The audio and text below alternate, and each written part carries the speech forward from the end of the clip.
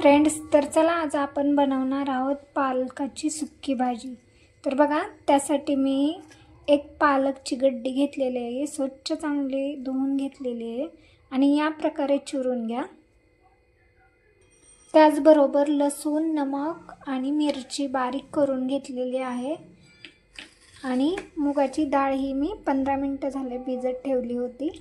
तर चला मग आपण पालक बनवायला स्टार्ट करूया. चला, तर तेल गरम झालेलं आहे. या तेलामध्ये जिरा मोहरी टाकून घेऊया. त्याचबरोबर मिक्सरमधून काढलेली मिरची. तर बघा, ही मिरची चांगली फ्राय करून घेऊया आणि यानंतर बारीक केलेली पालक टाकून घेऊया.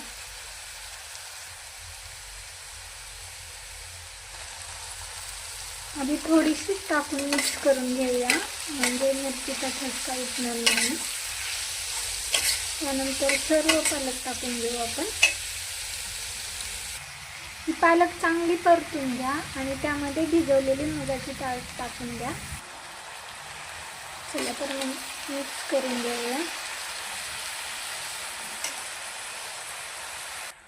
चला, तर मग 10 मिनिटं बारीक गॅसवरती भाजी झाकून ठेवूया. तर चला, आपला गरमागरम सुक्का पालक तयार आहे. आवडला असेल तर नक्कीच चॅनलला लाईक, शेअर, सबस्क्राईब करायला विसरू नका. थँक्यू. तर चला, आपला गरमागरम सुक्का पालक तयार आहे. आवडला असेल तर नक्कीच चॅनलला लाईक, शेअर, सबस्क्राईब करायला विसरू नका. थँक्यू.